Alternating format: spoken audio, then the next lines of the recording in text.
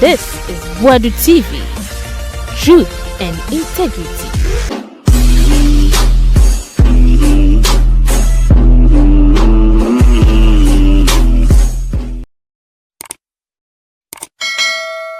Aye Boadu TV yema munyina kwaba edebaso. Na yentinsi mu NPP akache. Unim say NPP omo observe a minute silence afama former Akotia MP wu na nsen ya Ernest Kumi. Omo anye 1 minute silence amano. Ana me na mehu. In fact, asemi kura Kevin Taylor so raise that topic. Now, Deuro and da sebrenum matisimu kuka no matisimu NPP delegate conference of course say Kennedy Kweno ono star no di remu no yesesem no na amount for do na peneso no mbonju so Christ and say na nya ho no mkoye campaign ati party mpenyefo na peneso ama Kennedy Christ kwan odi fe odi remu na nya de afia se Bawumia nkwa na ema ne kasa wo dwumede na se ama Kennedy ankasa ya ama edutuma ankasa ya ama brana champion ankasa amafo buefo enye kura dewuro no mabawuro mkwan ben so na NPP be fa so be ya kono NPP amanyoko no ekosiae ewo University of Ghana Sports Complex ema mene okasei omo akoyi akoye ensatreye ewo NPP constitution no emu krata yi ekrami ye freno osha title no say NPP National Delegate Conference 2025 proposed amendment motions. Na motions no eye mako 56 ena ako ebi ye new ebi ye old empenifo aye ensatreye ewumu. Na conference no can say basically na shase fiada ema delegates ni nyina eba beda o my Ghana mu enti memeda ena dwumadi ni nyina ekoso hyehyɛ ya mpanifo yeye ebibu so de kakra bibu so de but to a large extent no conference no was very successful asembia ensi wachire mpanifo a ekasa ye omu nyina kasa yi anamutu ahodo a ekoso baby a delegate ekodaye so far yante se obi se delegate bi akoda baby a na ehonye yante se delegate bi se ekom ede no wanya duane ani yante se delegate bi se omo anya accreditation anko conference grounds wo yante se delegate bi abeka se omo TNT ese ede mo no omo nsanka yante asembia na se ankoyi a yebeka ho asem enti akoyi nso a na esese yeka ho asem enti honorable Joseph Osewusu led planning committee no adwuma omaye no esefata se esese yetimi ebo mabaso enti yebebo mabaso ebrepem no yede omunfoni beto so na ya bo mabaso ye wi a honorable lawyer Frank Davis ono so ne committee a constitutional amendment committee no almost my idea because by 303 proposals and a buy no mutimi ekeka bomu benya 56 ama emu 54 there conference agi2 mu na emu 2 there conference anya ntumu no almost so ayade papa they have been fair to NPP for any ubia na conference no wo hwe efi yawada efiada ene memreda ya ye call ground so no utimi hu efele say NPP ewura tibia fofuru bi emu na eyebere a sa rebuilding agenda no ahyase se ebeye adwuma after conference ya to say enipa ni bi kasa as usual ebi ede ne ye ugly noise aje say dede hunu a emfaso ni so ebi raise some genuine issues in ketinkiti bi a seba but the party should know say NPP so a human institution they cannot be perfect they cannot get it 100% so edu ba bi a enketinkiti bi ono mo a ye jemu a eyeye but a being so no finding no very difficult, and they are doing everything possible. Still na jumede fefefa akoso no empanifo begu ehun efi na eno ena no pay mesre party empanifo ene the general secretary ne acting national chairman ene party empanifo, especially the national disciplinary committee, say baby a party no ejina no party no ejina baby a eho etro na party no agenda say obe eye reforms na wa rebuild the party no endra fiti efiada ebesi endra kwesiada. The spirit of the new patriotic party no assign aba emewie ekura eguso eba enti yesre party mpanifo se efi sabre koidie esese party mpanifo edi omunan esifam yakoto abawie ye bosumi ensoni kasa bia obia peso ka bia no waka ejajuo bia obia peso twa bia no watwa esu bia obia peso su bia no wasu blame game bia obia peso ye bia no waye esese a new dawn no eba na party no etimi hyase na ebetimi aba hwa the Bawumia ekasa about discipline any unity. General Secretary ekasa about discipline any unity. A leader of parliament NPP or parliament Honorable Alexander Fenyumakin ekasa about discipline any unity. Chairman Bute obi okasa bia almost everybody ekasa about the need to unite and the need to be disciplined as a party.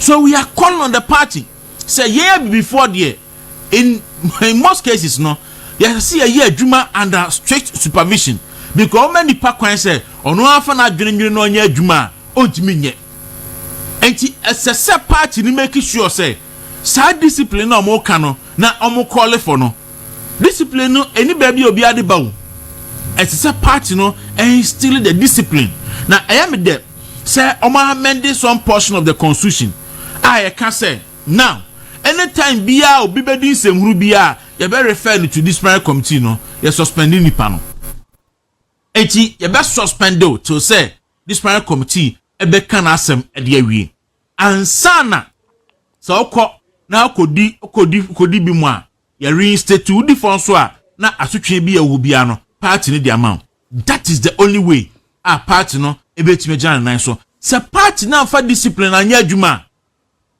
party no amfa discipline anya adwuma ebe ha adwene ebi a chance conference ye conference fa party ye ebi say almost Q conference no in favor of Dr. Mahmoud Bawumia.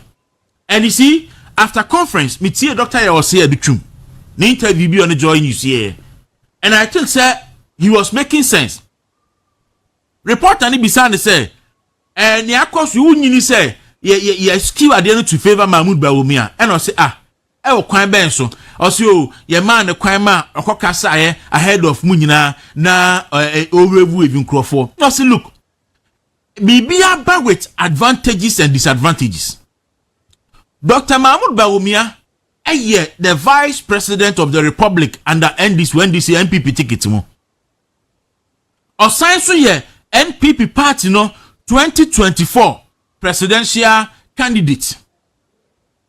Moko grounds wono mohun say ye the banners asisi ho NPP mpanifo nyina ewo so but who say Dr. Mahmoud Bawumia na info nim adenti no bia nka say eye unfair say ye de obi to say edubu ahen ye de obi to say Jekufo ye de obi to say Aliu Mahama ye de obi to say Nana Akufo-Addo omo nyina info ni asisi ho na Bawumia de enim because ye hu say enfumuso bi ewo ho and man to say obia from the Bawumia camp complaining say adenti no wako conference na ye di NPP mpanifo edi party nanim running mates any presidential candidate ye di omo nyina fo na asisi wo na Bawumia de ani die nim. It was there nobody come none of the Bawumia team members and Bawumia na mu complaining say party no discriminating against him because He is also the vice president, Saliu Mahama. He is also the presidential candidate, Sekufuado Sekufo Sedubuahen. It's here the presidential candidate for Nisi Wadia. There's Sanka Mahmoud Bawumia so di wum. But Jayifimu again. Onya kwanya ko kasai because o mampani ko foni ho. Mampani Akufo-Addo ni ho. Enti Dr. Bawumia and the second vice president NPP tradition mu a. Adintina say makrama Bawumia kasa. Bawumia ankasa in his capacity as a presidential candidate and as an aspirant. Namu okasaye in his capacity as the former vice president of the Republic of Ghana and the New Patriotic Party. Dr. Yase Adutuma Asamene say say Bawumia former vice president di and nti program ni wiye no security for amo na shaka mu a wode na ekoi.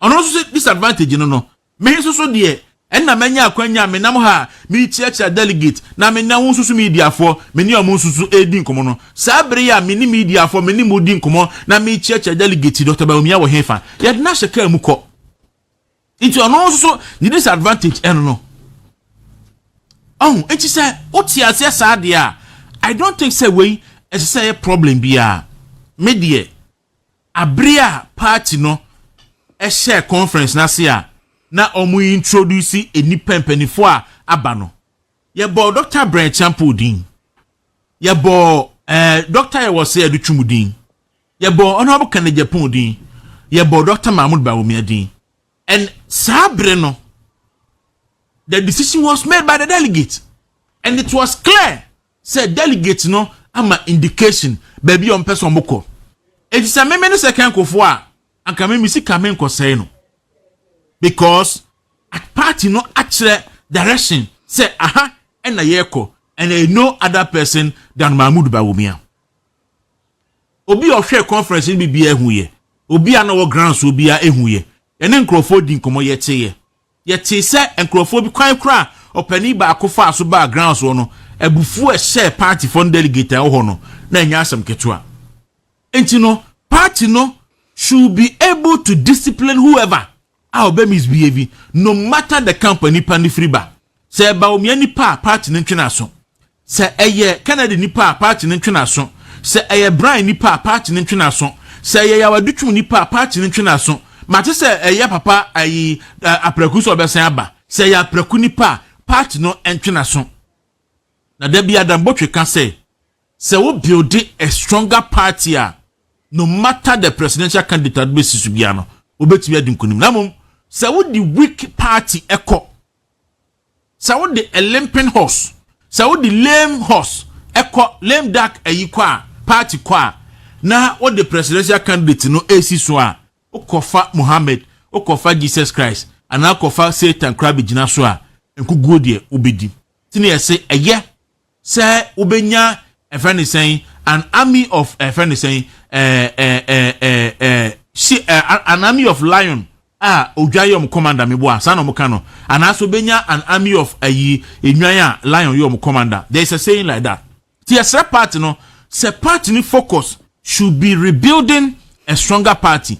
An indication was given at the last conference na party ni kambum na asumdwe etimi emra no peme mo kas ba ho se na nya dom principal no mototo niema ebianka ka parking kra ne ho nsem no ebeji nsem nso ni nyina mu no omo eyade atutu bibia ade we ya ye aya kama but enipa bonifo bi ebenya ho asem aka ena no permit se crofobiti BBC ho can say I bra your board Dr. Bawumia dino when your body so no woman delegates na stadium ho fanipa be 10,000 stadium no ye ma enti when ya no makana woman body so no woman delegates we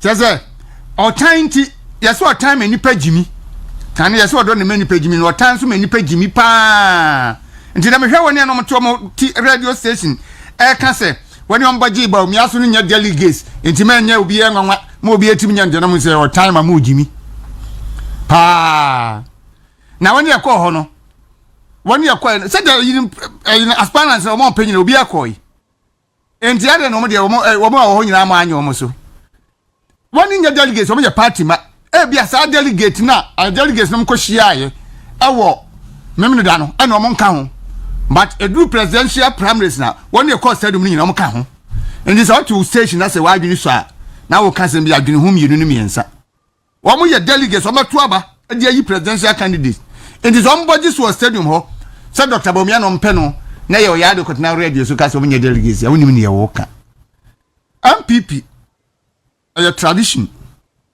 in this case no bibia say akonya to na say NPP ekoyi candidate ya that be a clear NPP enya still for position between candidates that be ba ko yi ne ho clear NPP for per ha na NPP for so omoko this time around that's the woman say koka machi ni woman say NPP na enipo mu hwanim so be conference no ye be 5500 omo na mu ye delegate akasa ansa na no mu hwanim say enipa no kakra so ebeba abeka ho na because ye den driver obi ni driver obi ni say so omo wo accreditation for observers and omo so ebeboaboa special guest ye call grounds so no unye delegate wuntimi ra stadium yes wuntimi ra ho because if the main entrance ofi Okpongro na wo University of Ghana and sana be branch crack be a stadium no wo police for no ma kwan police for and sana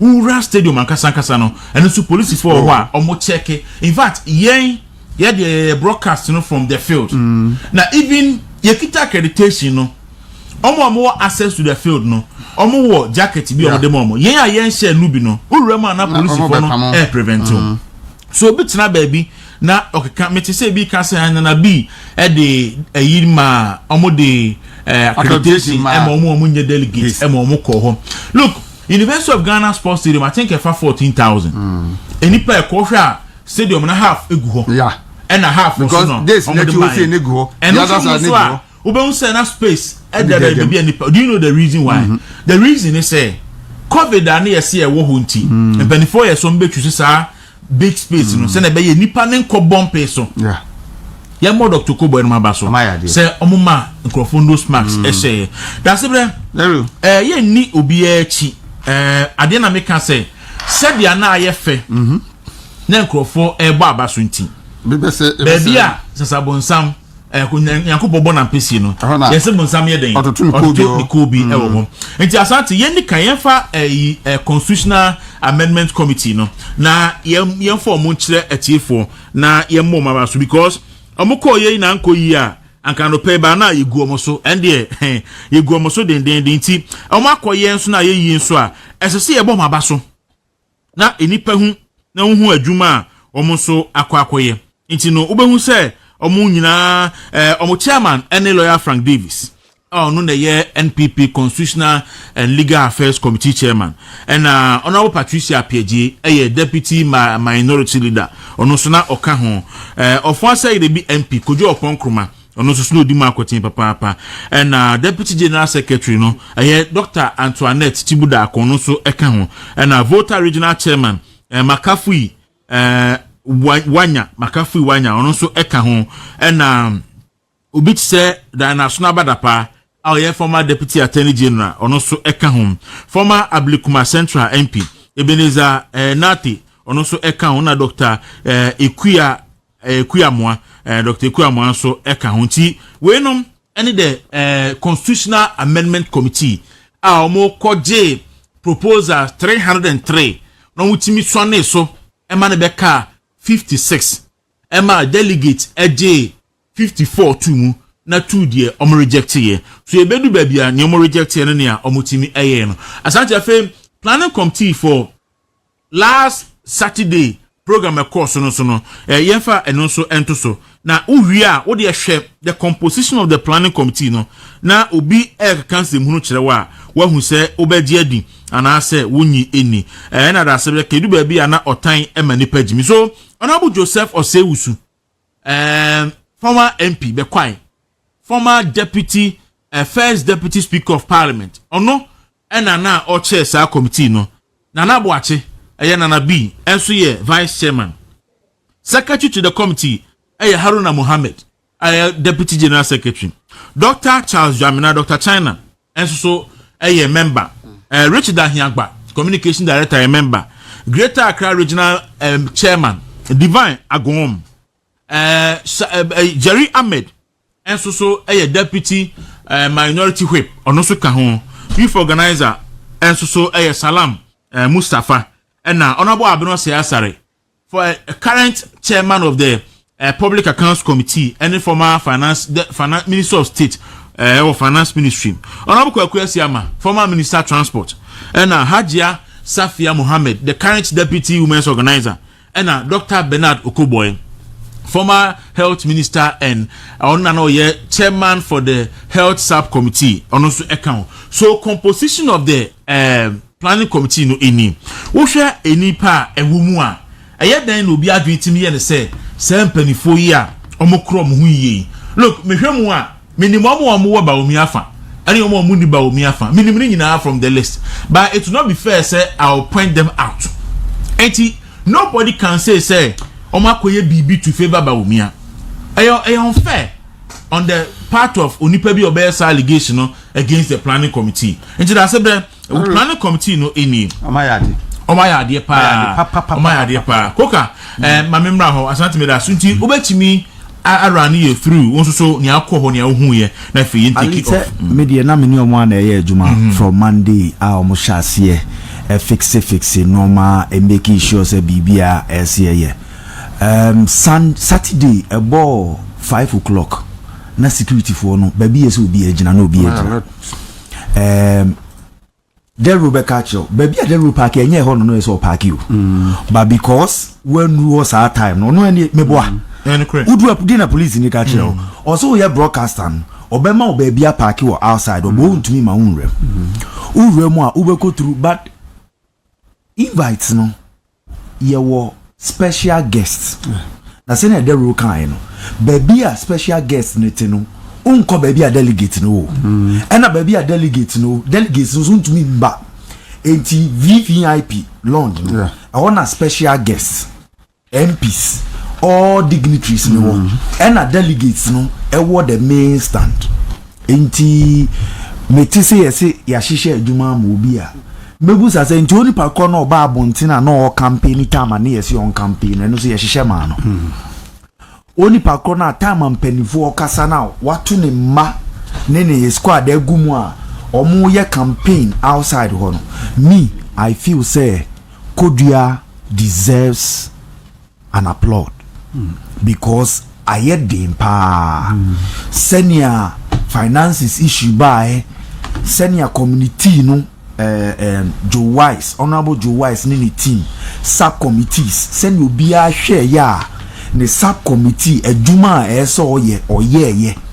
I mean, share time, Frank Davis, echo through the motions, send your manager in ye, send your cry, one, ya clear, a clean you. I think, sir, that road can be your best. The spirit of the new patriotic party is coming. It's back. And Ibejina. Ushen Kofu ne walk gate nano. Any traffic created from the main entrance, entrance to enter the stadium now. Any economic marketer and Kofu nya yeso mudi jeton no mano. I feel say NPP drew bese drew. Oma ya die. Sisi ye drew pempensua the discipline of the party needs to uplift itself.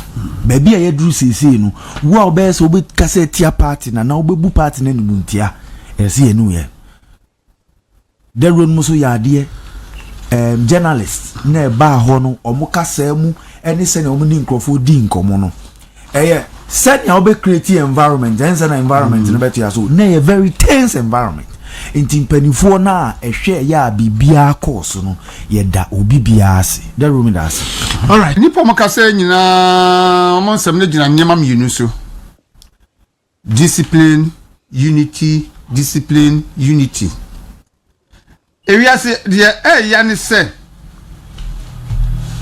paninu wo fie na paninu nya discipline. Ade ya hadwene pa no.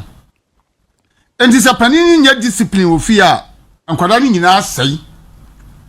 Because paninu akura no ye bibi obetia no. ono no wate free ena oye de ope enti akora ne ya ontumi entia no Mikai for President Mahama first term na NDC for bia de ope because ono ankasa na oche ono bribe no wo gibi enti se na ponti si gibi a obede watimi aka enti abeye the order of the day 2012 to 2016 bia gibi left right center se party no meaning say after this conference yo makwa yo constitutional amendment ni whatever yo makwa ye ni nyira wie no afei omo de mira no be adwuma na de esese yatwena so yatwena so enipa no ofi se party no wani mu a party ni begu a mama no kwete ne party because ye wa ha party no history o sani ye be crucial election in 2016 yes yatwe chairman national chairman aso yatwe general secretary aso yatwe jama third vice se atso party no ko election ko wini and this will be fi say one na wadom wo party no munti ase the open way party no ma monpa no man free party no nko tini party no party no ya hwese begu ya ya anya ni sa na ya no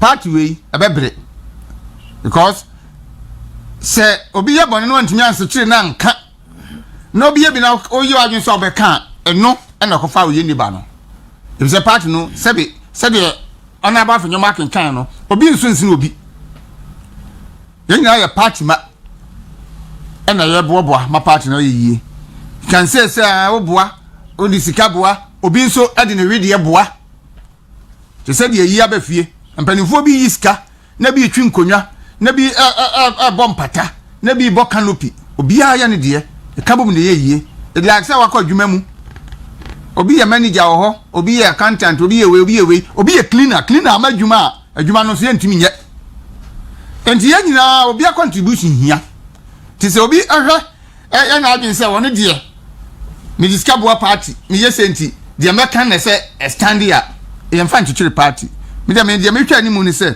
from now on no party no betumi di ni na yasi ho na obi a obaya niema identity mu ba party ni mu te se ne course 2024 no o metumi ahwe no maka because entimi ensa ntena ho bio na ye nsai enko tena opposition because like u kan na no say NPP lose 2028 it means say on bet na opposition for 12 years and say nyame ya adom be ba o maba because say new candidate e wo NDC mu be wini a on tena wo say on sanko o bet na wo so be say wini ni next time until say party man ni bere na omoma emra ya adwuma koka mami tiwe madam penifo na kasa ni nyina kasa na eba ni nyina for one direction and osha team na ye build ye choose ye no that was a focal point afenyo represent parliament echeche no ma akoso ni ba bi egina ni senia ese ye dekoro ye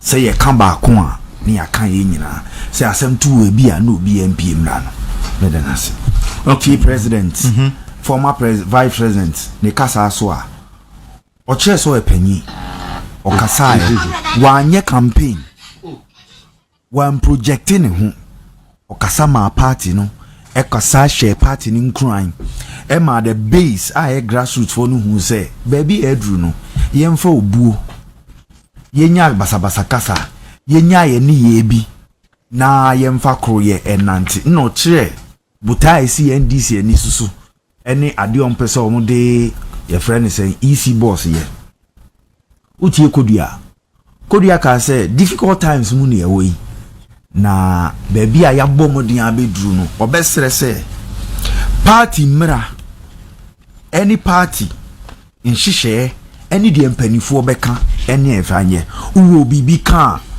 hu party fo na kire omo sa bonten kasa ni taki mpanifo edi mpanifo ateno esu atwa baby a yedru no emra no ebe ya adwuma a me feel say eyenkranhefo ma yenum a ye wo form ho no yenum a ye di party neti ni akoma ba ye bumra edi mra so no the room that's it. Okay, enti about discipline In fact, I was so happy Abraham handed over this document to me, Danoa, because I was one of the host for the main party broadcasting. So, motion 2, I'll say, amend Article 37 of the Constitution to give powers, and I give power to recommend suspension of a member or an office holder pending disciplinary action against him to the appropriate disciplinary committee rather than the executive committee. Or say, the amendment is necessary to ensure justified suspension of party executive, into bracket elected or appointed, by executive committee only upon recommendation by the disciplinary committee, pending the disciplinary proceedings against such officer. It is the disciplinary committee that shall recommend the suspension, having regard to its preliminary findings. So we know that's it. Now you refer to the disciplinary committee here. Disciplinary committee, you know, kwadua edetia will not repair. Ultimately recommend they say you suspend. Me suspend. Prima fase nipa na say suspend one na we ansana nice enti no omunya ye pe na prima fase ni ba pa mo fu mo ya pa na suspend one na suspend. So I think say very very important. It is a motion 3 no manage ho pa na ofa baby say motion 25 now. Say you say yes, I want to test con rep and a twaba. Now selection na be test con president. No anonti no e ba ye nim di oko. Na nko ento kwa school. Na nko ento kwa e baby ya. So the other aspect na wo ka no ade ba ko a aba na nsen e hankrofo bebre e ye say party ko e bibi na obi masika na e dia beto na e da bontin. Eti party no ko ebibi na no yese party headquarters intimi ntu adwuma e foka na edabontin ablekuma no na edabontin conference na edabontin bana sebre efi baby ananka baby efre ni se enipa atuom ho asi ho eduom botom sika edi aboa party ne okokuom edi millions of cedis obinte na obi kra hono ma oboa party na onpeso bi mpo bet say ono na yi sika se di aboa party no, but it got to a point enipa bi wo party no per se e man yet say omunkoa na party no ombo party no ka enti se nyo omo a NPP doesn't exist enyo omo a NPP ni ho enti me na me talkers and I mean am yes say and I mean am yes say and a party uka so professor na fe e basa ne nipa nyina dwan o mo say nipa ba akopɛ and the fund party enti sa na tie de a and the free and e kɔ no se me nso mi tokuru aba e ma party na ensen crofort se me kotonsuo e de ma party na ensen crofort me to force bill ba ko e de ma party na ensen crofort but the party cannot continue like that. Enti ensen penifo e call san crofort to order. Look, now no conference Dr. Mahmoud Bawumia nko afandi about 80% of the conference. 80%. About 80%. Yeah, perceive this specific amount but Dr. Mahmoud Bawumia sika dodo no a enko conference no dey free na so here.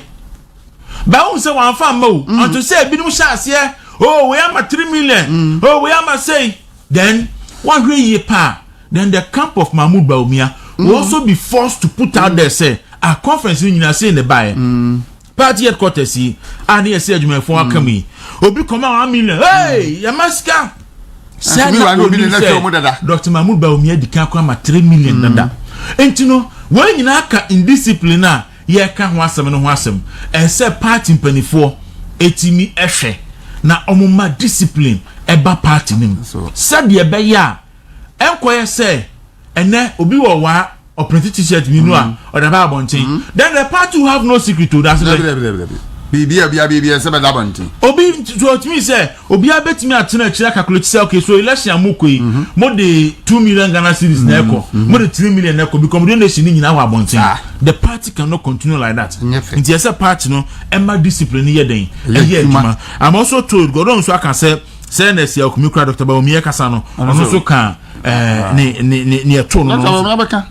On also can want we shouldn't follow the NDC propaganda near there. One other aspect of the unit said as now nipa beto aba NPP mu no asesa from ba me who say enkrofo bebre ntiase now after conference no nipa beto aba in the parliament presidential election no a movie from 220,000 to 280,000 60,000 plus so 60,000 more aba be kan Sa so na parliamentary no so no ebekọ soro they depend on whichever parliamentary constituency owo enti me hu say daily graphic for aye eyi kama e de aye but omu je bi wo mu e na bi su eyi kakra enti asante patch of so na ye mu anya education hu say NPP expanded electoral college for the 2026 primaries no why and beto aba na why so na entimi ento aba na fi wi a na ye hwem again and the other structures and so ababeka party structure no eho enti no yenhwe so red and blue kama pa ewi anafe ya hwe say hwan and the betimi so then they ni ho a ababeka ho na yetimi ahwe so that's where on the 26th of January 31st of January 2026 we know to see I say NPP unity so all members of the National Council ebetuaba all members of the National Executive Committee betuaba all members of the Regional Executive Committee ebetuaba all members of the Constituency Executive Committee betuaba all electoral area coordinators. So when you existing coordinators no, but later coordinate electoral area coordinating committee. Okay. So all members of the polling station executive committee almost about January all members of the National Council of Elders all national patrons of the party all past directors, national directors who are members, and you know, and all members of parliament, all past national officers, and all founding members who are signatories to the registration document of the party at the Electoral Commission. One TESCON rep, so now, and yeah, one TESCON rep, a TESCON president. TESCON president, and I'll say all card bearing ministers and deputy ministers, and so and all MMDCs, and also be card bearing members for MMDCs. That's where graphic for a jar.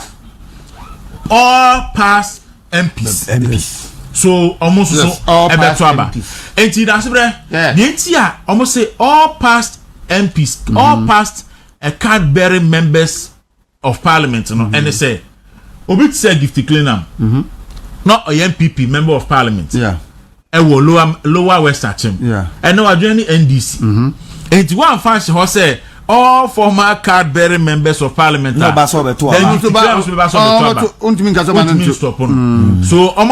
former members of parliament still card bearing members of the party. All former MCs are card bearing members. All former deputy ministers and ministers card bearing members all former parliamentary aspirants and so can there be man for man can there be no enyamai nankro a push bat this conference no entimi and capture one I think say abia actually no no ho asem ebeba ba me kwa na me say anka enfa aspirant ni nyina enka ho na ka list no enye kese mo na list no enye kese na obia ntimi fasika ana bibia influence obia so sa na etie na me hwe se anka me hu the new composition of the party structure na yetimi e de akere enkrofo na enkrofo so ehu enti that's why we omo e beto nyame adma January 31 2026 omo wia ansana constitutional amendment no ebe take effect in the next NPP primaries no na fe yanya electoral area committee na enu achi no na wanya polling station executives almost so be 7 instead of 5 na omunyini so aba be kan enu be ma numbers na eden akosoro more as in the who see am nti minimum what you have to say about I'm fire there o my idea me the man ya me general answer no say party delegates no so timi reject motions no bi. Yes, it means say anya rubber stamp say yeah no mko ye the woman say emwa wo mo no omo anya ntum ba ko ni say be ye polling station be ye executives and say regional executive committee Wontumi bi odi ye we omo say dabi montam original ho ne ye yade wo fem ha na ye nyini pepe omo yade on say to da bi so ada se ni nti ananka me de say amendment no me fo aso ne say obi ye constituency chairman obi ye constituency secretary a polling station for the electoral area coordinators for the better so yes ho na mpepi no e di influence no eba na omo sesa omonkro for the yeden egu album ni mu a edukro mu ntimi nya adwuma no so sa wo fa obi a oye neutral from region na neutral yi obi so nko supervisor a onipa no betimi supervisor me nya a neutral album no more to akoto aba but because say constituency for no so any more so say me so person mu nyi power kakra so mu nyi ntum so mu power kakra na that of communication there no hefa no all levels e be elected apart from a deputy so na be by appointment media say no kwa kwa no mkoye ho adwuma no mgitum a kamani because had you say your director of communication na woni budget when if she no answer na musa na ye board say football enti da bia na nsɛmtwerɛfo ate agunu so na director of communication nyahwe ono so party no man kwan so onyahwe because obi na appoint no enti the obi no pɛ no na oye eye pa this time the director of communication ya ono so betumi ene ne nya no wa anya adwuma no bia adwuma na wontimi anye anya obi na ma akwa wa anya adwuma and the other one na mo botugu ye youth age say almost say youth age no omo mpene me yent so mfiri 40 and fama 35 but me de na come fo aso because so hwe mu a and that's be youth no Gen Z for ne ade o ma so odin that's ne mo bi o mo komu no amoye no okofa branch na ho ba hwe obi be ka so be ko no wanya 37 no 38 wa wo man o fi asem gu so kra wa fi ababunum de sa man ye ya ne se watu kwan ekwa amono ne no akohia the real youth na senior grey hair wo yi na oti omuntem na so we youth organizer organa senior omu kasa no tumu se but then I feel say as a party no e won no ma bi a ese ehwe ma the real youth ebeba because party participation no from 30-35 up work yen start department ni bi wo ho a I feel sen kakra yen man kola ne mem won say ya ma communication yes ye koyi beneath communication I propose say and a suggestion say yenya a media department won say I'm sorry a media department communication department I'm from communication department but under the communication but media any brands and what you see niemfa nkolawe any events niema omo nhye ho and a party no so encourage constituency level youth debates na emwa na yempia nkola ni bi so that through the debate process no I mean 275 constituencies see ya yebehu emebunu a omo ya ade a yebetu omo de aka communication party structures na they will grow because eya na Edding when you want free test corner eya na Edding said you benya the real me nti a still yen crofo adwen say emebu entimi nye ne mani bi because see Abria Dennis Miracles Aboaje obeye MC for Kwapem North na over 32 years George Oparado the current NDC a youth organizer minister abro obeye MC for Kuapeminof I'm so no 26 years or so 28 years entin minim yenti a still yen crofo adwen say ye makwan a emabunu ntimi they can do it. They can do it. Look, so current structure of the NPP in so far polling station are now Ubenya polling station chairman, Ubenya polling station secretary, organizer, youth organizer, women organizer, electoral affairs officer, and a communication officer. Polling station. So not IS7. So new ones are beka honom. Electoral affairs officer and a communication officer. Oba electoral area and so now 5 for more creating name. Electoral area chairman and a chairperson, secretary, organizer, communication officer, any electoral affairs officer. No about constituency. So constituency need there. Old one, chairman, first vice, second vice, secretary, assistant secretary, treasurer, organizer, women organizer, youth organizer, Nasara organizer, and then communication officer. Now appointees so abba. But national are adapted a new year. So now there's a PWD coordinator.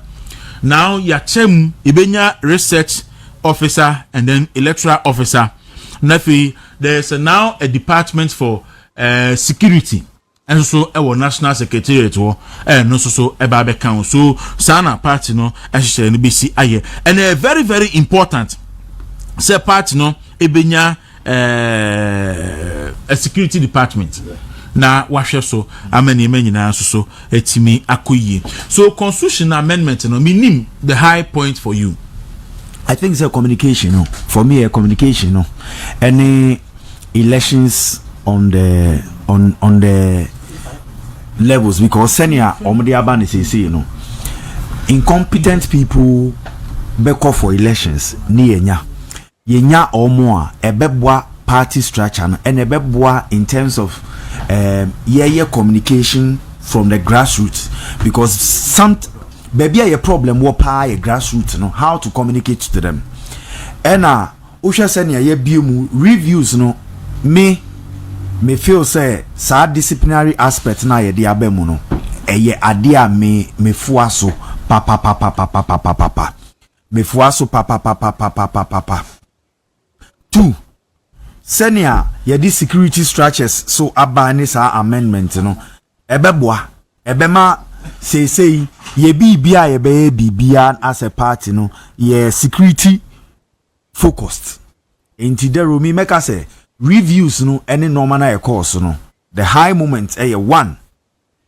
disciplinary actions no any say ya consider security as a main tool ewo ye normal no. Okay, so we say and any age say obisa say what's the fate of the constituency elders any patrons in the election of but omo nyina beto now omo nyina beto aba patrons name council of elders ne ade no omo nyina they will vote into don't worry at all they all vote about asking can just watch yabo one chairman Mugabe omi so mo ehwe now say no dey we smart pa we dressing no okay I feel you okay me na koka about watch yawai about radio UK asking can just watch yawo engine so watch yawo about your friend koka enye kako okay obono poka okay so me da na ha so ji say patisa kokadi ka say enye no wa say discipline ho no hia me because as an equipping person na ha so ji so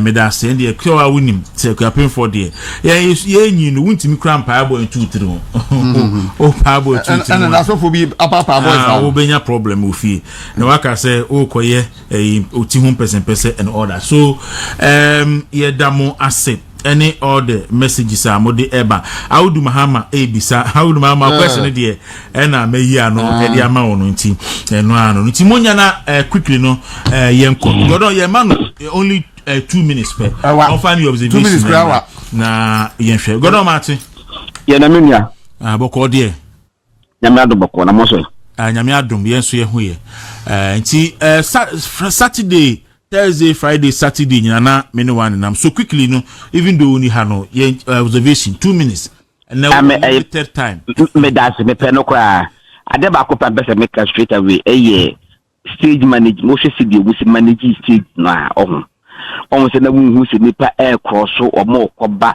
it no who screen so na utimi say this a discipline party okuso obeka ya be 4 different places ayakobi aya na complain de ba say stage no mo stage bi nipa guso obi ni so kwata kwa kwatena so obi be kasa de be twene nim na be fase we say kan ho asema enu echi de otu say bibia say ni ho enti omo planning program ni ye kwaku ye mo mabaso so o my yade efe it's a party no a discipline party money ebie beside that no wo hwe Moses omudi raise nyina omudi tumu no wo to say ni nyina ye a o person mo expand and expansion and inclusion into a yes of margin nyina tum of course omudi ominu bi do manya tum but obi a wo say do see epe no be a focus say ebekopa ne communication directors na officers na oboso ba be electoral no what they say any jene beko but we dey kwaku mamenka che NPP for say omunyina ayade me hu video bi later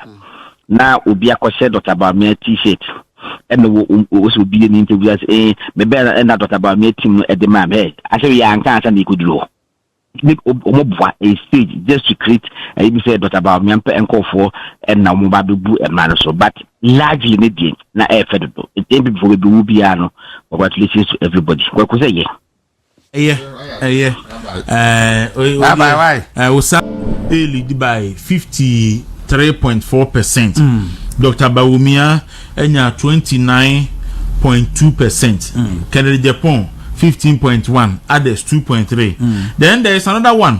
So you can say Dr. Bawumia lead by 77%.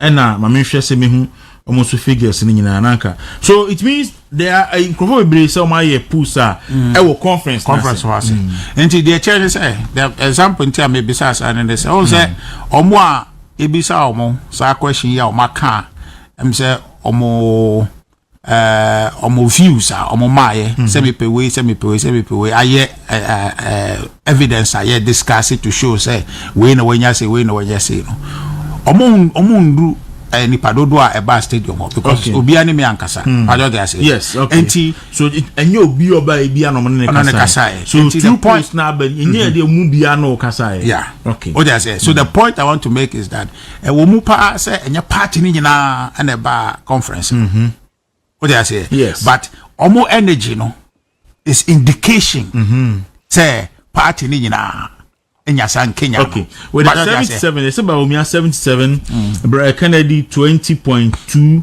Yao Osei Duchum 1.3, Brian Champon 0.6. Inti no so say the other pool na no so buy. Yeah, so on the way mu there benya bebre. And I think say it's good say yenya sa indication way but ni nyina ne say I think say two things. Say kai and they say omunyina a person ye contest bia no the rule so mubia e winia will be a better flag bearer or presidential any of them better than anybody possibly the NDC will bring and only there we have to agree that entino ma yemfa atemdie ne kasetwi bebre emfanye campaign no okay. I think say Dr. Mahmoud Bawumia can say some we done and the second one no I say TSC at the end of the day no obakufo and the be no enti no ya campaign is say no ye nyina ye TSC say we are not against each other dero say o ope Dr. Mahmoud Bawumia na me say ope Dr. Mahmoud Bawumia na say me po bi foforo no me no wo yenya tamfo enti yesi yeti asese ye nyina na party no ye yo ane ye pre ane ye pese nipa me penasem ane wo be lead party no na won so nipa penasem no be lead party no enti ye yesa no a ma ye mfa me take no personal akwa ye se edi nchichemu ene beba se be ya ye wie election no wie a yetumi akabo mu tentem so okuna da eni mu aye kokuno enye no bi ne enya wo party ni mo no kuna nkasa aye kwa ye de NDC for na kwa akoko enti dia ye ne de ye adwenkyere se mimi nya ya nka Dr. Bawumia na nko obi nso nya ya nka obi fufuro na nko enti se ba ne saa na ultimately no wo candidate wini anase meme candidate wini a akwakọ ye nyina ye candidate mpacho assessor ye fa sa ntiase no enye adwuma say ye de sa ntiase no ye adwuma me kire wo say nkabomu a a very loud signal yenya no conference your friends stadium Saturday no ebedi echi ama nkabomu no a driving ultimately say a selected candidate na yetumi akwakoje tumi FENDC for some enti yen hye sa ne ma mienu we nso say enye ko bi ene yenya ye ko ewo ye party mu e adwenkyere say minim say yenyina ye NPP for but me hwa osimesi odi enimu a ebeboa yen chi we na ye njai atemdie ne kasetwi bebrebe se be ya yewie election a nkabomu no bekoso atra ye mu na yetumi akwakoje tumi okay absenta fena do afidi ato ha ye Wontumi radio 95.9 ni movement TV non krom abo apawosema aduasa enkron movement in the morning jumedini ani ora Richard Ahiagba na edi enkomo director communication ma NPP any member of the planning committee that anti yahwe program no kwan be na mo fa so hye no a itimi ye kama sei there will make us the kind of say that and I say bo your chairman abaso I honorable Joe say wusu na be di chiri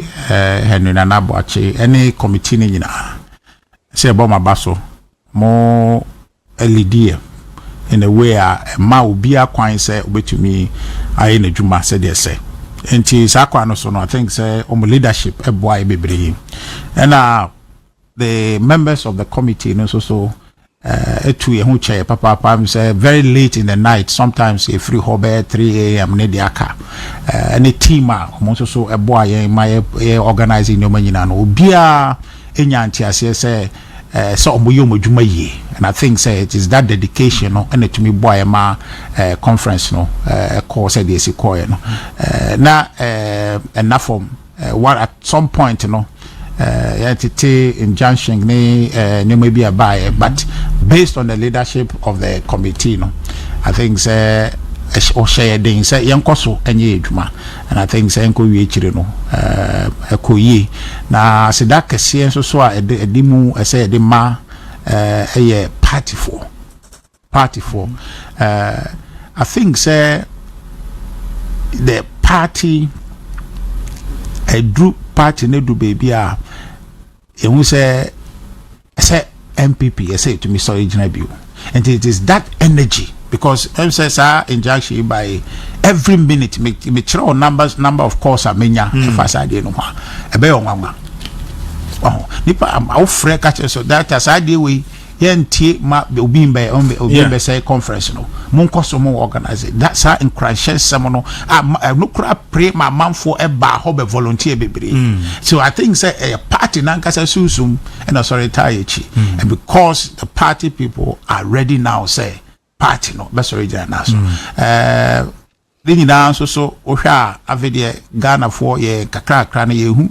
dada any contempo identity for the beji to be a hunsun so ya starting no ka say some Ghana for students be a omo amanoni America krum omo school fees as abani try na afede omo tete o obi maso enti Ghana for gradually no waking up to the reality say NDC for the dada and then throw na beji akunya no na senka MPP na wa ba mu a sansem yi kayente the economy said the breed kodu ye no kan nega na akweni bebre enye ne ntro ne say e be 24-hour economy na aba be nkruma vision na ye resurrect enuma omo so me ba ye hui electricity and as a cost of living almost ye high ye bete so no ye hui omo ba ye no ade na kosoro obi so omo so ye ba petrol akofom na ye di kakra to so na ade no e wo high na wo so de ba form a wo de aba form man say o man ka form yes wa man ka form say de be ka ho na say wo de aba form na say wo de koso and say dollar so krama for so munya bi o nya na wa kokoto enti sa de ya ka say dollar aba form no e paper so kete e paper so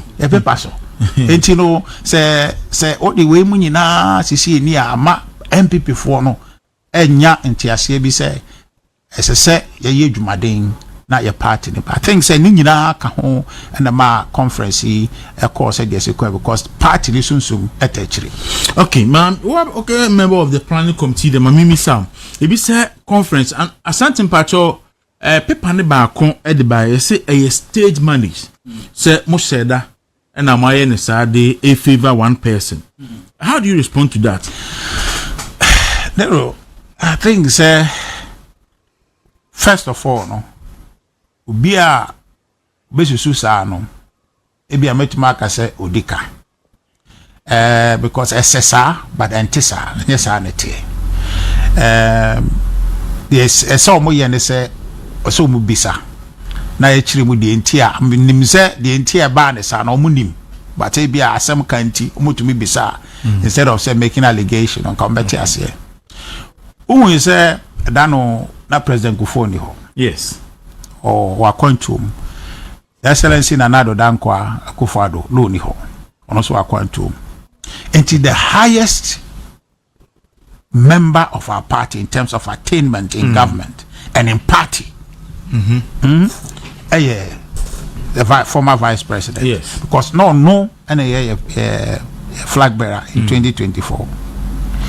Into se ni die bi se ne de ma obi saa ewo mu a it is because of their what achieve untia eduma we di party nanim aye ene ye bona baso dano ye nua pani Kennedy Japan wankasa because as a matter of conference activity no oni role bi as we play me hu ye papa adani mo ho behu Dr. Apreku awo ho behu Bra Champo awo ho behu Educhum awo ho mehu yenua pani Jogate behu no but omudina omosefata but omuni dwumedie bia wo program no so se omobeye ena asat ye ka say ye ni aspirant bi o party nim e interest ena omunyina show so until see be nomination no be a pick form no onye aspirant very well but what I say you say bia you see ma aspirant for be kasa ni ma ba ho kasa na ya am free be but what I say enti no based on the debre attainment awinya no ohia se okasa okay ya adia ya yes anya say conference ya ni ya start say vice president be okasa enti ne kasa obeka yi no why and ask you say en favor no so we the roya haba edwuma say wona atra ha na woto obi say wa na the ro or kasa radio so say baby a kasa JMBA radio station say en be kasa but what they say yes enti no eye ne dibre and the man kwan e man ko jira sa stage so enye say obi a you be per se or man advantage in fact me sumi bisa akra say me call ho no me hu say empanifo adi party nanim nyina mayo mubanes e sisi ho efi adubu ahembre so e be fa Ali Muhammad ba me hu Bawumia wom eno kra ya asem eti na me hwesu man tise Bawumia nipa bia complaining say mo mafe o mo say bia mayi Bawumia fo ni dey film because once Ali Muhammad ye former vice president na ni di wom no then Bawumia should be there in fact ma me kasa na bakosam kakra ho yeah. Because Ushe Banakasina ya ma ubia ba so who say the president ko to ho and ya the vice papa Ali Muhammad to ho and ya de Nanado Danko Kufado to ho and ya the vice Bawumia to ho set the pebi ensu ye say be ran say interest or be ran intino yen deny Akufado the vice president na into me into ya de to ho nti wohwe bana kase no so a oboho enda ewo Akufado ase ho but ye be ye telescopic because the theme attention is ho no ye be ye no na omumienu antumi mbom nti president Kufo woni de Ali Muhammad woni de separate Akufado woni de na Bawumia so woni de separate no ofi anopapa matiko say den ena wakwa yes Bawumia of flag so and Brian ni ho and a friend said Cobra Japan ni ho and away ni ho na me say oh na pictures ya nyina de adadafo nyina ba mu no uhu ya na uhu Ali Mahama say Ali Mahama den or vice president Bawumia ya den vice president the president wo ho ana say president wo enti ene ye ne sa o say da bi da o say na hwan o say hwan ne frɛ me frɛ e ko me ja call okay o dey say okay I say ye mpenesa yo enti ye nkoyi ho na ye say okay ye bokɔ akoyi but I say ye print for edition no ho amasate call you see hey we say why say ono so support na say the ntina ade no we still na onya yi and no be 2 minutes echi na committee chairman frame planning committee chairman frame and I say asem we aba we consultation bebre enti no de be boa ne say obi enya nyina so bi mbeka say conference yi mo ye the promote obi no yenyin free ho. But that wasn't fair. It wasn't fair to Bawumia because once Ali Mahama is there, yes, Bawumia should be there. Yes, but this is to tell you the extent to which our planning committee the process at the conference no will be deemed because balanced. When you say whatever you do, be accused. Yes. And even you deny Bawumia his place as the former vice president. Absolutely. And still you are being accused. Yes. Must again to favor him. Yes. And so these are the evidence to show omo ekasa ane say obia amfa sa de no amfa nye adwuma. Obia amfa sa amfa nya sa nye adwuma. Jose was obia di mo no say the osi. And after say mu yi Bawumia de ne free ho ne Bawumia so am be complaining say. And I mean no na me ba kai. Yente say Dr. Mahmoud Bawumia and I said in Kofobi ayi baby issue statement, strong worded statement. Say oh I don't know no because I the brain no. The bra wa ye ho adwuma. Eno no ye na bakosem nti abakosem na ye kofa ba ye. Wonim say ye theme no say we are rebuilding together with our values. But enti adada phone nyina e be say ka omo. Don't you think say the party wasn't strong and firm enough because party ni pro empanifo edi party ni I don't know because obi film because a man leverage. Then you should also fight to be there. Yeah. Because and you see ye printing ministers, cabinet ministers. They are printing we need Abraham champion firma because was so interested. I don't think you will be happy. Yeah. But you see, and that calls for leadership. And I think say no muno say abo Bawumia na baso or no mu ebo na baso na ebo ni team na baso say o man fa ade we anyasem because omo pe party ni nkabom. Oh, mene chairman committee chairman share ya papa Jo say we share no.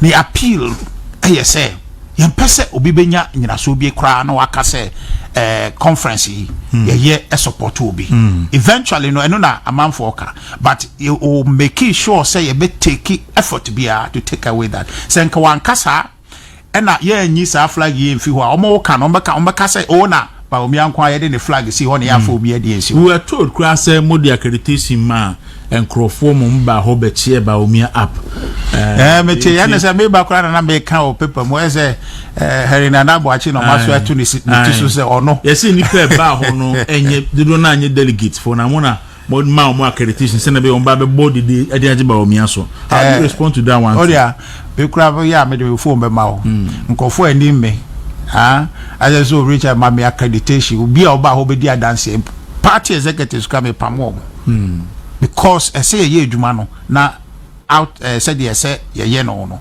na yemfa basabasa bia emba ho during the build up to you can say onye delegate emba because I say me bia e benya kwan bia e beka say bia kai in fact Joe say we should press conference committee chair in the press conference okay say ye per delegate for nkwa na wo enti we no every na buy but what they say enti ye beka na ya ama party for nyina ati say obi anye bibia part of this conference say obema obi advantage and also obema obi disadvantage if you say one kasa advantage obenya o wiase e dia ko onim eye wanka se modern bo enti Dr. Mahmoud Bawumia abon ho modern na otumi aba ye flag bearer obaye vice president na ejina no so wa peja kakra na no no se hye obi nkran se me so me yere me ho a metumi akodu sam pempe so no enya advantage bi ene ye de ma no enti mesre se we embe asem mo ase ye ka ene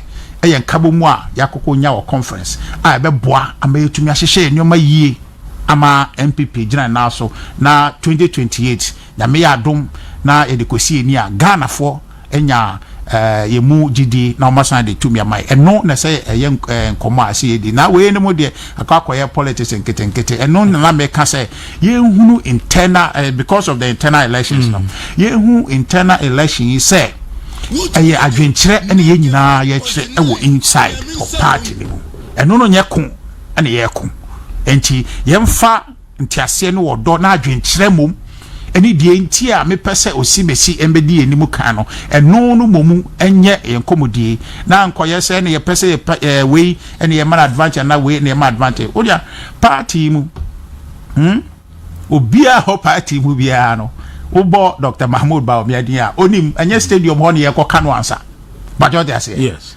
ubo ye papa Kennedy Japo dia ye ni no enye stadium ho be man nsa so na maka so oni ana there be na mo a share ho so ye party for bajo dey say e party for mo ni ne dada ubo ye papa Kwabra Japo wa general secretary of this party da enti enye ho stadium ho ana okoma nsa so anse yehu se oni edu chu enye ho na okoma nsa so anse edi bajo dey say aso dey rather than da ba obia so a ese oye dwuma bi de boa conference no a okoye enu nti me can say media me ba ho fiti especially Friday ni Saturday no me hu se ampa unity from maybe airborne mim say delegate ni free ho aircon no omo dia ho ne foforo aircon papa 7 months in opposition esumi obi abesubia wasuye adwaadwo obi atwa wie blame game bi obi aye baby a party na doing ejina mo party leadership no so say mo betimi a maintain discipline e party ni and going forward can you assure us any listener say the leadership of NPP monko ye na mekasi ebekasi say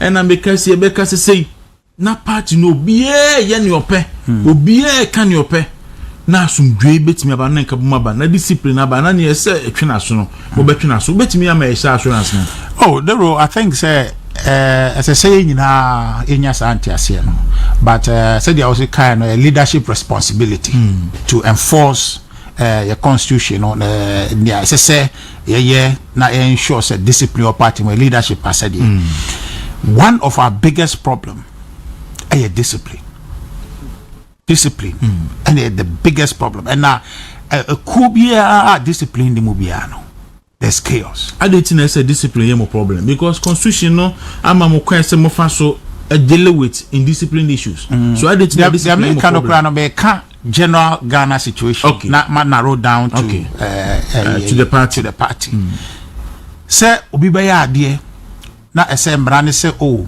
twena so eduru wo say obetwena so a na ode janto akoja obi say oh na me yes na me yes woto ho na ya fro so oh na nipa we say won fan che no a general Ghanaian disposition majority as but say ya pese ya ko enimu a NPP we have to make sure say discipline ebeye djuma enfa ho say me and makoye bibia ensem fata etia the constitution I say twema so komodia course from say ye declare say and as a national council the decision by say oh ye koto flag bearer aba 31st January 2026 nkomo aba nyina entwa yi mpenifo bi nipa bebre a omunim party ni mra say party no take decision wo ye party ba no say decision no yanya take ewie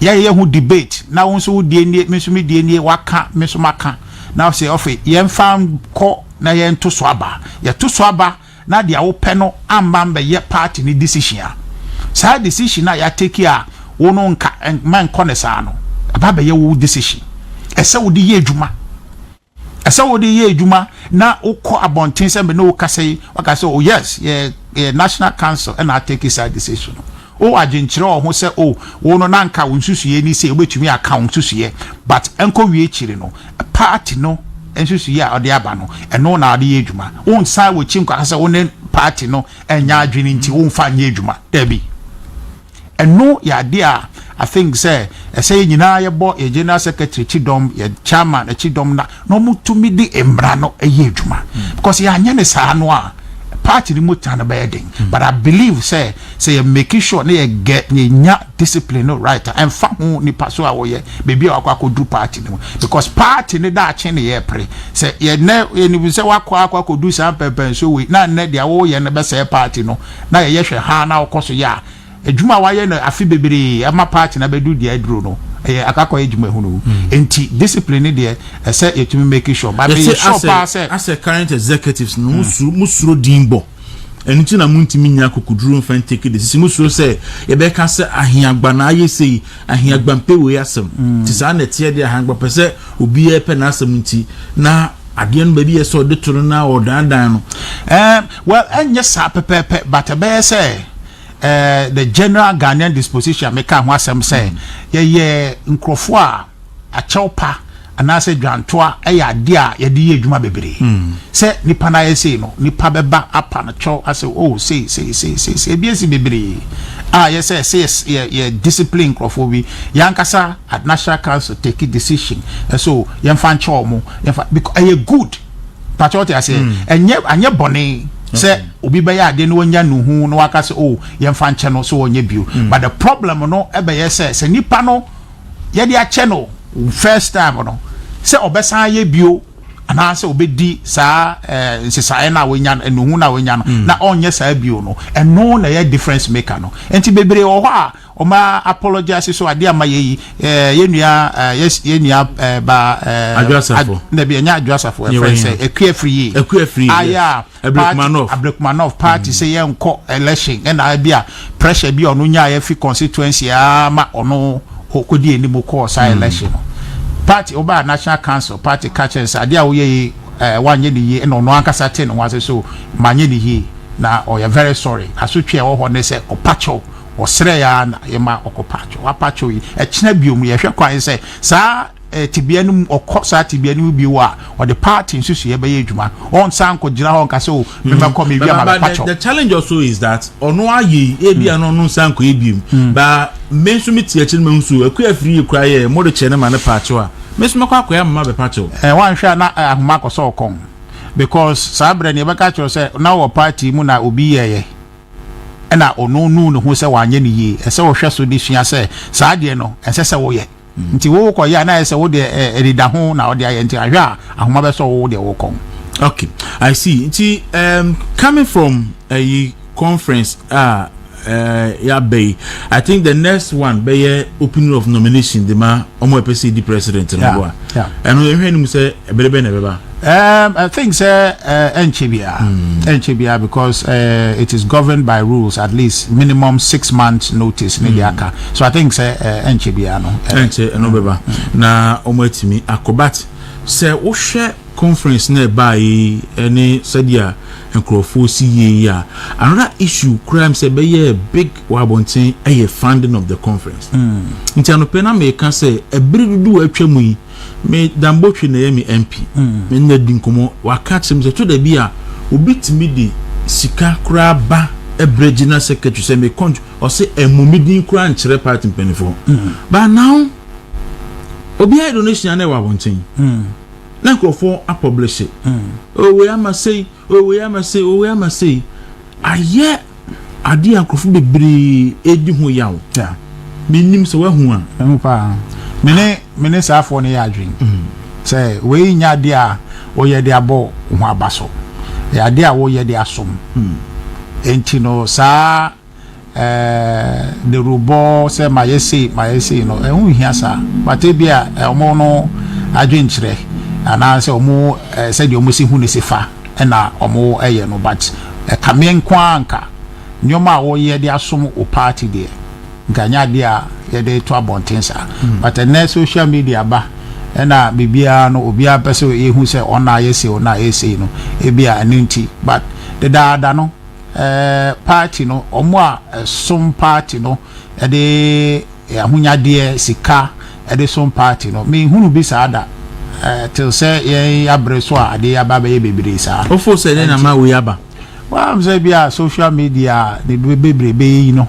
ebia no so eka ho na kofa aba but otherwise no enya yi bia say yeah. Don't you think say me the madwin me say there for some time now nipa bi claim say as a onunku an the fund party no enti no sa na tie dia dem me so me fund party no say me so me fa ba abotin obi anso say enya asemasi nku an the fund party na me so kra de mi yiska kase sin e bi asemasi onia ade no a ye kwa akoye no enya party funding no ene ma wenya advantage bi senke party funding kwa de a ene say me enja abato no say why na fund party no the argument has been say obi so on the fund party ne kese me toka ma to t-shirt me masikanti me na me hwe party nti muntu abanfama me na say ni banu wo kasa no party fo gina so to abama no mane we ne ya na agwo ya ababa ya me ntimi na no me ne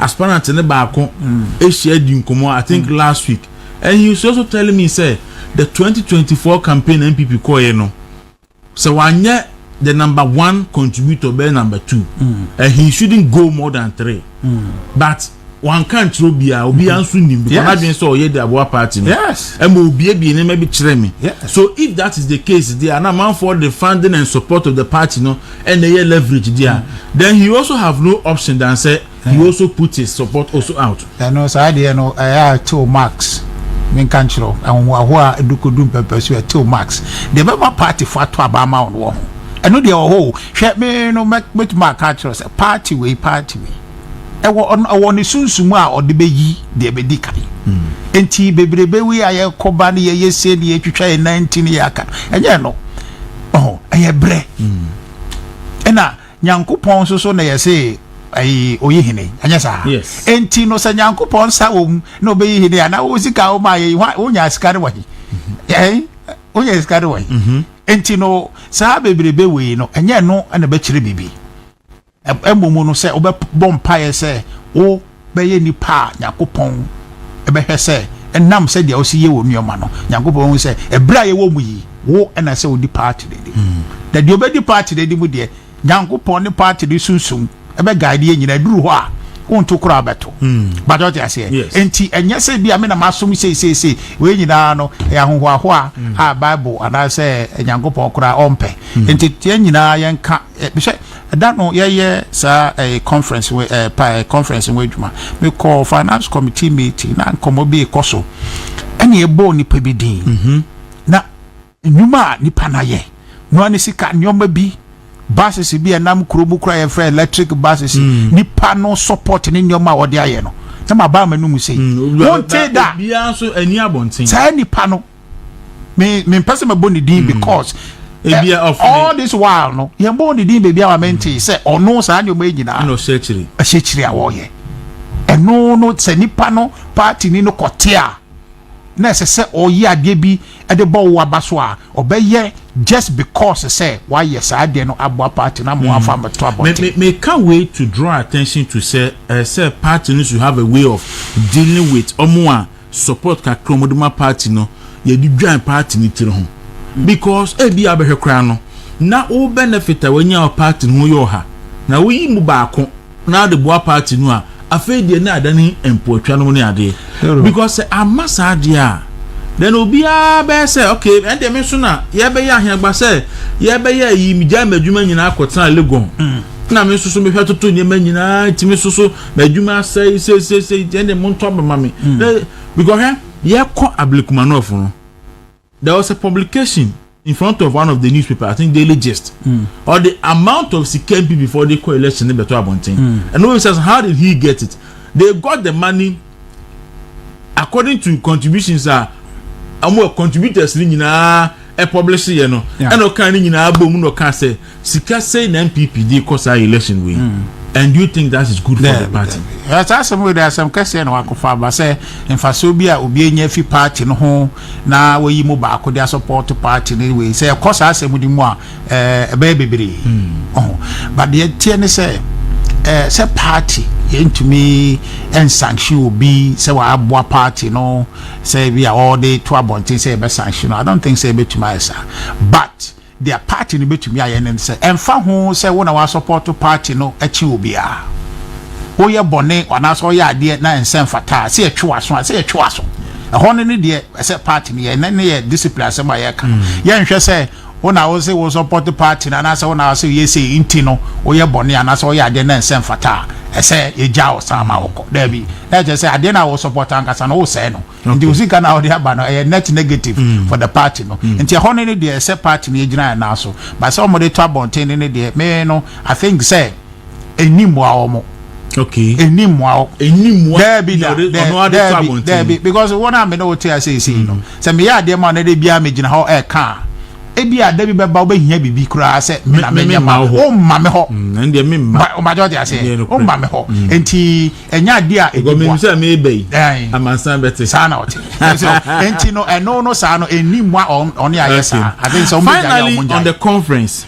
yes NPP for mu ni pa bonefo na president Kufuor ni ho na Kufuor ni ho mpanifo mi no wa party makomagu abonten na my conference o mati no be kan say me de aye me ya ho ne se nka president Kufuor e conference no memenda no ahwa ono so be call round stadium no mu agenchia echia party for part of Aseda say omoma ne 8 years na obedi party ni mu as flag bearer and as president 16 years okay me the 8 okay 8 years and 8 years in government no anka obedi sa inchia no ebema party because party no asom no na ono so asom party no ba say ka president Kufuor ho na nka obetumi a ono so betumi around nti na no nka nkomo me no di nka nko yeze ba obia nkwa na okoji inchia na nkomo nyina be but the tie ni say omuni Ghana na omuni Ghana no so no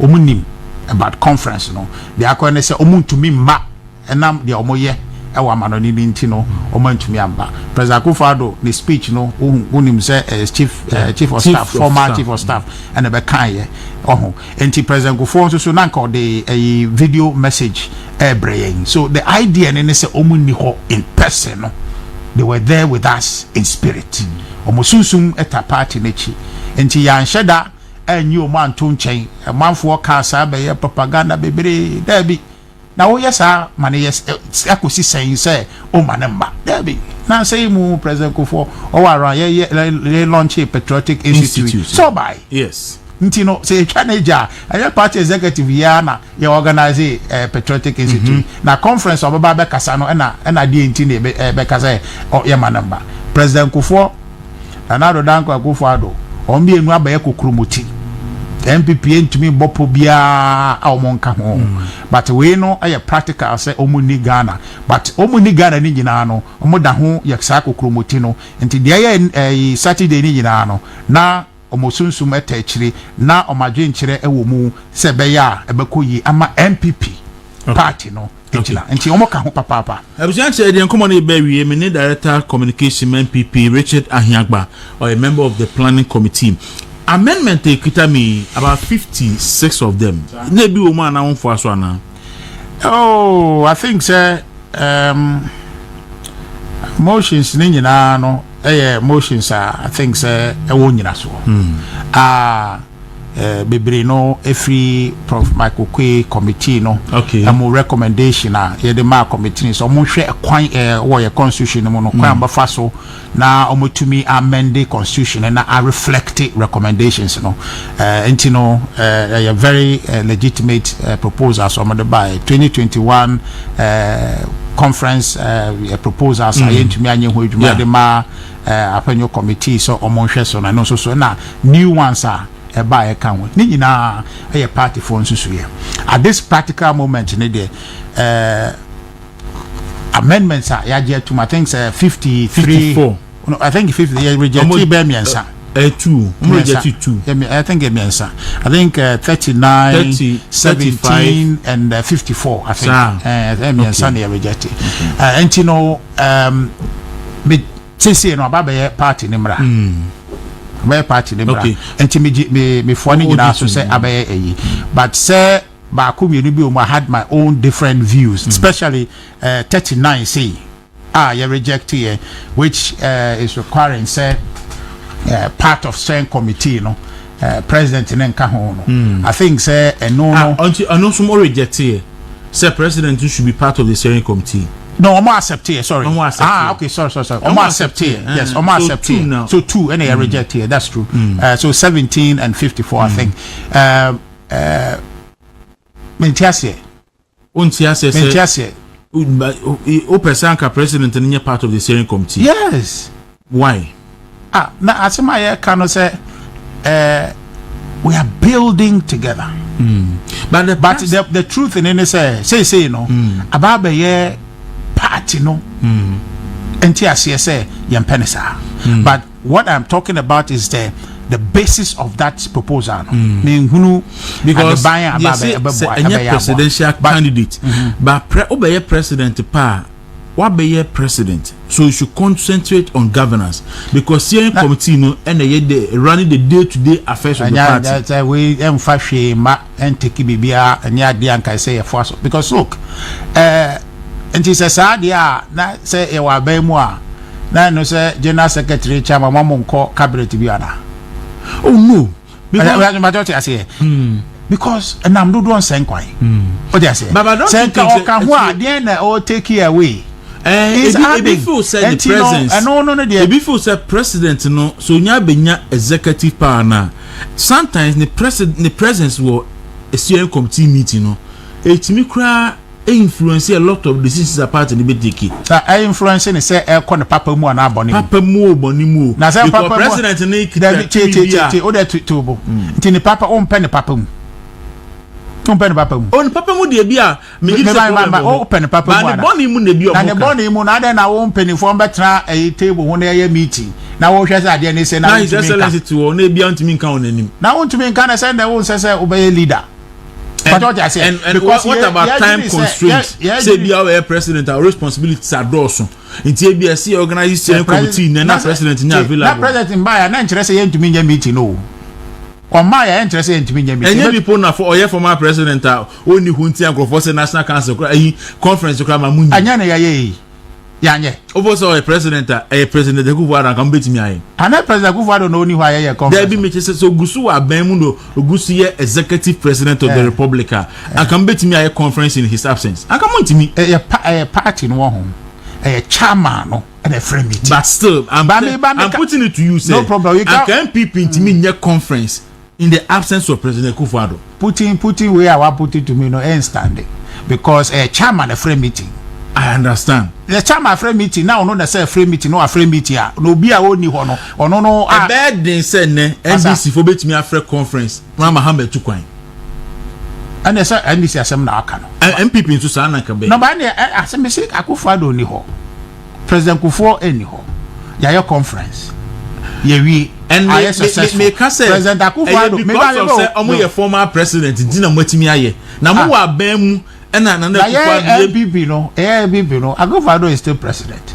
Yeah, NPP no Kufuor is still president. And it's that 2 million obo no ye party they still have that. But they say the credit they say betumi aye meeting. Chairman no a say ofre meeting aba. Say we wo ho say we ni ho. President took abaka kire that number of times I steering committee meeting Akufo-Addo ni ho. Yeah, steering committee. Yeah, because with that Sabre no a president. You see, I think some I think amendments we now know from past experience because you see there also amendments say 1010 no say the national chairman should become the leader of the party because it wasn't like that. You can't say national chairman chair meetings but he wasn't the leader. It went me exert authority. No, chairman can exert, but you know the chairmanship of Alajete You know, the chairmanship of Darocha, the chairmanship of Haruna Seku and the rest, and Papa Mark Benu, Chairman Blay, and even the chairman Bichibi Lamte. Mother, Omo chairmanship, no. There is no Kawabi anyone can say chairman to me as an authority.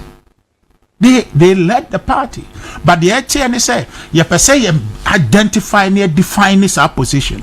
Say the chairman is the leader of the party. When him says confusion or say select flag bearer, say he's the leader of the party. So a man say yeah, no, it's not the case where it's but it's a ceremonial acknowledgement. Said the flag bearer is the leader, but in the wisdom of those who made this proposal, feel said we should be clear in our mind, and I think say it's proper to do so.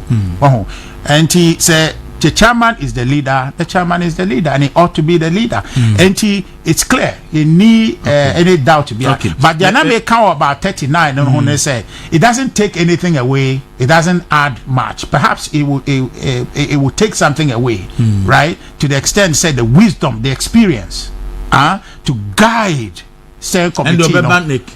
And that's what National Council. About me the wisdom number, but the day-to-day running of the party, they should be left for the party people to do it. Well, in the wisdom of council, that's the case. And the president and the experience no council. No problem. But me just say, the Bastille committee so crowd and hashe ama decision. On say steering committee sets the agenda. You understand? Or more agenda and the court neck and the court national council. The president, you know what? No maybe a beboa, no maybe a emboa, na you know, and no moya. Muya or na mo train yamano wa adwuma na be call na kene national council nka be emre e mu be edu e ko du wa mo be edu but ni nyina mu no en say hwe okay me who say there is one radio station Salt FM I publish say wo so won for ompene so say ye elected communication directors. Yes, same way there was several platforms I mean within time amendment in and I've said it. So say you don't support I don't think so. I don't think say Richard Hagbaneka say being American some actually before your flag bearer before your flag bearer His Excellency Dr. Mahmoud Bawumia offered me I told him say look I don't think say electing the communication director of a party is right because it now will be subject to politics. Selecting Obi, I say, be a meno kasa so Richard Kasapa, and I say Richard Nim Kasa, radio Kasapa. Political communication is not only about talking, it's about planning, it's about managing, it's about deployment, it's about many things. And no enka a mic home, and I say camera, and Nimukasa. Wow, ain't you know, rather, no, we should have somebody who National Council based on recommendation of steering committee NEC who then becomes the director of communication or director of election and research. Those category of people should be professionals, should be people who have worked in the place and have accumulated experience. On a regular basis, who say, same way back, this is what we do. So they have some administrative back knowledge. Ama ejumano etumi akoso. President Kufuor same way. Cape Coast in 2017 said we need to build a balance of core party workers. Communication director should be one of those people. But research and election should be one of those people. Who separating the Quran? We should take time to appoint people who would grow in that role, who would then become people who can form the nucleus. Since you elected a communication officer, that person will be the guide. Say I will use NDC's model as an example, but I think they got it right on that. Our brother Kakrai Samoa, who should be NPP but for some reason is over there, is holding the management of their communication. NDC for communication, I say it is because of the stability of managing the affairs. So going to radio to talk, I said a party for you na say kasa. But the managing that, the strategy that goes with that, requires some expertise. It requires some experience to build. And no, it's my reason why. The temptation I see is that yes, we are going to go and elect somebody who will speak well, who can lead. We have thousands of those across the country. I don't think the idea behind amendment, is about getting somebody who can talk. But I'm saying that election, the idea is I'm talking about the election. It's not about going to elect somebody who can talk, because the idea then you say more communication directors mamo kwan nya adwuma because krofo hu say nkola bia obi akola bia chairman bia akola secretary bia akola na ye de wahye baabi ye committee kwa ka say ye setrase uhia sika ye adwuma ye se emfa ma once obeye elected person now so unya sa tumi no anya kwa de aye wadwuma but me na me proposal ne say ye fa qualification and to and a criteria and to say before so betimi a contest as communication director no e say okita ABCD won to be nya sa obetimi democracy mo no oh yes sir, then you are not being democratic. You are no but even democratic constitution ankasa no e dey share ato who can become the president. Yes, even that the member of parliament, even that true Democrats says you don't have to put impediment, because democracy in they say yan chromophone and as a table for you say yan kasa ne person you select a leader. My kwani selected the ep that's the true form of democracy, where you cannot put limitation, because all the limitation the bar now there's be free. But anybody so you'll be free. And America said that is why you don't subject this to that kind of electoral censorship, because the open they say open certain skill. But what they say open nkofo more experience be nkofo mutumi we no. You have the opportunity now to select them. You audit and select. But all the two say yankoto abanwa, you can't constrain the people. Say we know who needs qualification, we only qualification way. That will not be democratic. When say Ghana ministerial appointment in the constitution no at the general ministerial appointment and yet democracy. And your selection or the general as to say sound mind say but again specific so obi bet me attorney general because we hear specific I know democracy because constitution is democratic document but we hear specific qualification to occupy specific position. I know you democracy I know you president the rule.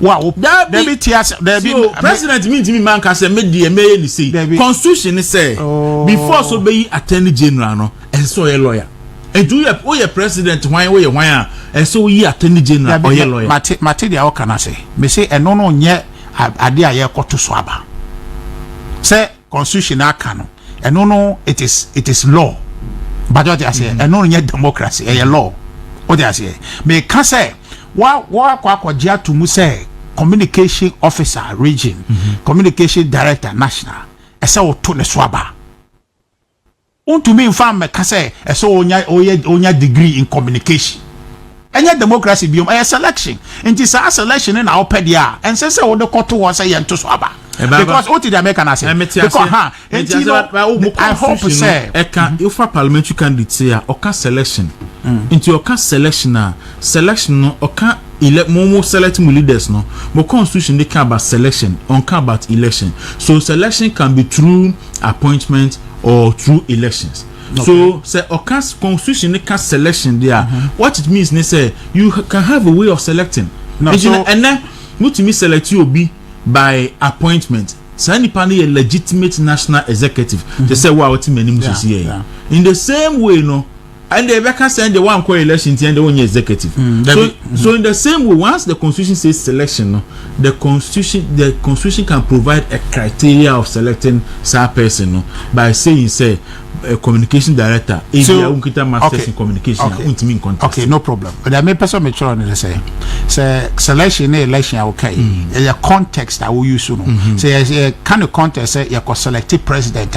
What you mean by that selection is election. But what they say. But say you can select director of communication. Okay. Saturday before amendment, you know, when said the contest there is by appointment. By appointment. But what they say, but then you can't say now acquire election and they will turn us. Okay. The point I'm making to you is that selection properly, so called, no, say you call selected, and yes, you call elected. You can say nipa we I saw your tinting or say titia I saw ko school ko do say I say making sure say or communication experience of party ni mu by 5 years you be our kasa ye obi our managerial skills and I selecting. But what we hear say selection by way of election no on to me first criteria number because me no kasa no at the end nipa no won right say party they say obetumi a contest. Constitution no one can say what degree because here amendment you can fast and to regulation election regulation rules and regulation now can say what degree you are actually excluding people when they have a right to contest. And the danger for me is that we'll end up selecting someone who would be a good talker but may not have the requisite balance to be able to lead. And I'm foreseeing and that probably will be a proposal when opportunity comes I will submit going forward. And they say we should, in addition to creating now electing the director of communication as an elective position, creating an appointment and then creating an appointive position obe manage communication director now to support the communication director no ya electing no say the communication director no be na stronger me da say me no ya adwen wo ho na me liberty aka me argument in there me no be because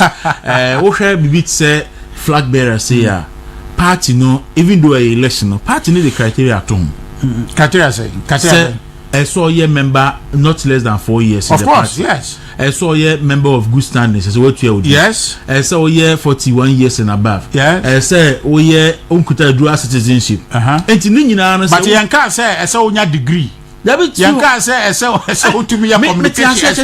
And you know Sanka said there are 2 years in the party. I'm a member of the party. Yeah. Just no. But party constitution. I don't know is requirement for membership of the party. Now you mean kofa osimesi or nan babies or a flag bearer. No, say me 2 years say me a party member. But me party 3 years me a party member. But party element say I say me do 4 years answer. Yes. And only the idea you cannot achieve. But what I say, I bet now more there to and some person the communication that I say masters near the Kodia. The masters so any idea I cannot achieve. I can achieve it. But at the time when I person contesting. At the time now person contest, they say be I announce who I say and pay Miami platform so me call for no baby say I'll contest. Oh, it will take 4 years. No election next year. Next year. There be next year month no. E beto pa. Okay, next year beto pa. Beto pa. And you know, no if you bring that article say onya degree need the kanwa, then you are unnecessarily excluding the person. Okay. And no and yet democratic. And no na be CCA. And no is the difficulty, but I know say yem fast amba. Okay, but yes, say no. Me who ya na me haka baby for sanka you being the communication director no. Any be a name be a more communication directors. One we do anim. Ya te so mo complaining no. Na ke be a be a happy person to see. Ultimately no, and so as if I'm not happy about it. But the challenges ahead is what I'm looking at. Yes, nyama o kano. Me no we got zona riches say I didn't have the resources to do the work. And obi blame say yeah, I hope say obi fufuro bi ebenya opportunity no. But the point is that idea ebeye edwuma no. We have to look at it and call it by its name. Okay. Say we are launching this into the political arena. President Kufuor it remains true. Okay. And I think that is my reference point. All right. We don't have to be in a hurry to elect. to make everything a political choice. Okay. Because the administration of the party, look, UK, the Conservative Party, you know, more year training, baby, almost directorate, you know, it's not elected. Oh, the balance of the party head office, it's not elected.